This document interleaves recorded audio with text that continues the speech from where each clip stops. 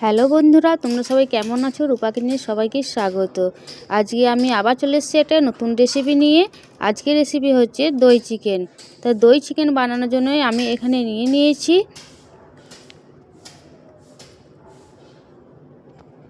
দেখো 500 gram chicken, পেঁয়াজ কুচি, হলুদ, জিরে গুঁড়ো, নুন, আদা রসুন বাটা, তার সঙ্গে শুকনো লঙ্কাটাও বেটে নিয়েছি, আর নিয়ে নিয়েছি দই। আমি এখানে একটা পাত্রের মধ্যে চিকেনটা দিয়ে দিলাম, এরপর আমি দিয়ে দিলাম নুন,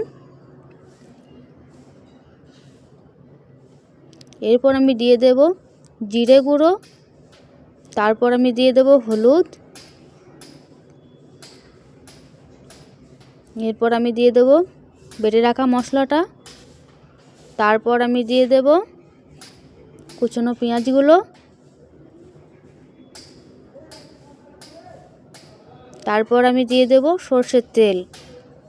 এবার আমি সব উপকরণগুলো হাত দিয়ে ভালো করে মেখে নেব।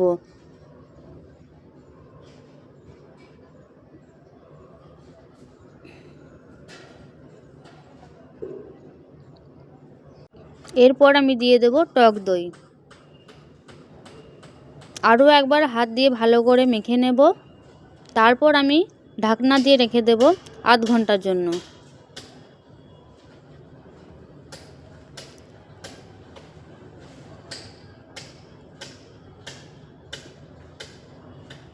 দেখো বন্ধুরা, আমার আধ ঘন্টা হয়ে গেছে। দেখতে পাচ্ছ কত সুন্দর কালার এসছে। এরপর আমি গ্যাসটা অন করে ওর মধ্যে কড়াইটা বসিয়ে দেব।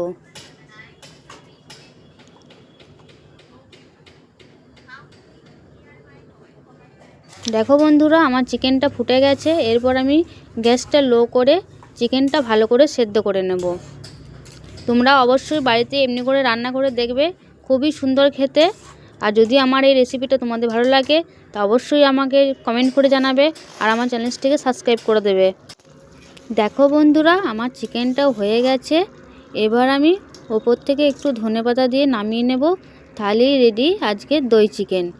তা তোমরা কে কে দই চিকেন খেতে ভালোবাসো অবশ্যই আমাকে কমেন্ট করে জানাবে। আর আজ আমি রান্না করেছি কলমি শাক ভাজা, আলুর চোখা আর দই চিকেন।